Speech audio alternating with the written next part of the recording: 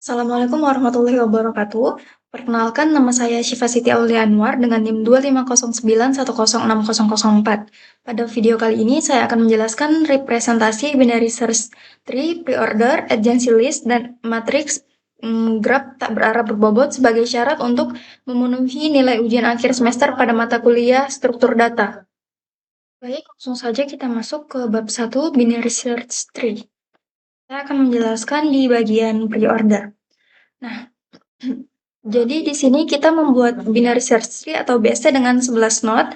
Nah, nilai pertama yang dimasukkan adalah nilai 50 sebagai root. Kemudian nilai lainnya ditempatkan sesuai aturan BST, yaitu nilai lebih kecil masuk ke kiri dan nilai yang lebih besar itu masuk ke kanan. Hal ini tuh bikin data tersusun secara struktur sehingga program pencarian dan traversal itu jadi lebih gampang.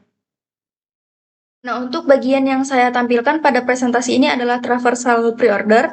Nah, pada metode pre-order ini, urutan kunjungan node-nya itu dari root, left, lalu right. Artinya program itu bakal selalu mencetak node induk terlebih dahulu, kemudian dia menelusuri cabang kiri dan setelah itu berpindah ke cabang kanan. Nah, pada fungsi pre-order ini, nilai node itu dicetak terlebih dahulu menggunakan perintah output kiri dan anak kanan. Karena itulah hasil traversalnya ini dimulai dari root 50, kemudian bergerak ke subtree kiri hingga selesai, lalu berpindah ke subtree kanan. Jadi kalau misalkan dilihat dari visualisasinya yang di sini, node 50 itu berada di posisi paling atas sebagai akar tree. Nah, setelah itu terdapat cabang kiri yang berisi node-node dengan nilai lebih kecil dan cabang kanan yang berisi nilai lebih besar. Nah, saat pre-order ini dijalankan, jalur yang dilalui mengikuti pola dari atas ke bawah, terus kiri dulu, terus ke kanan. Nah, visualisasi ini tuh bantu kita buat memahamin gimana sih program menelusuri setiap kode secara berurutan sampai seluruh tree selesai dikunjungi. Kita masuk ke agency matrix di bagian graf tak berarah berbobot.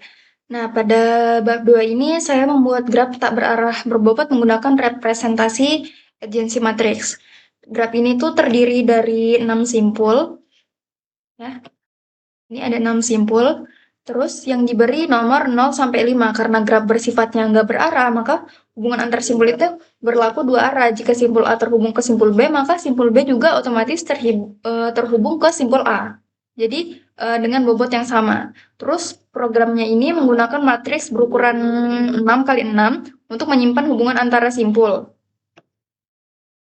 Program ini menggunakan matriks berukuran 6 kali 6 dengan menyimpan hubungan antara simpul. Nah, nilai matriks ini menunjukkan bobot dari sisi yang menghubungkan dua simpul, sedangkan kalau misalkan nilainya 0, berarti dia nggak ada hubungannya. Nggak ada hubungan. Untuk visualisasinya, graf ini digambarkan sebagai jaringan yang terdiri dari 6 simpul yang saling terhubung. Nah, setiap garis penghubung ini memiliki angka yang menunjukkan bobot atau jarak antara simpul. Pada agency matrix ini hubungan itu ditampilkan dalam bentuk tabel kayak gini.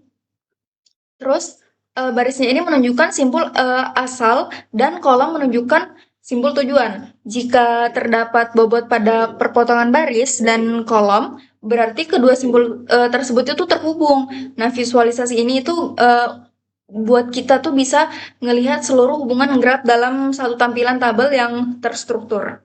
Selanjutnya, graf tak berarah berbobot pada agency list. Jadi pada bab 3 ini graf yang digunakan masih graf yang tak berarah berbobot, tapi representasinya itu menggunakan agency list. Nah, pada agency matrix yang tadi hubungan disimpan dalam bentuk tabel, maka di agency list ini setiap simpul itu memiliki daftar tangga yang langsung terhubungan sama itu.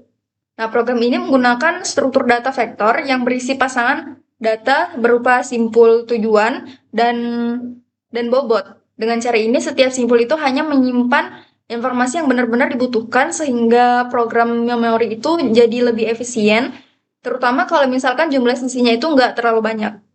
Jadi selanjutnya ada visualisasinya, jadi setiap simpul ini ditampilkan beserta daftar simpul yang terhubung. Nah, di samping setiap tangga ini terdapat informasi bobot yang menunjukkan jarak atau nilai hubungan antara simpul.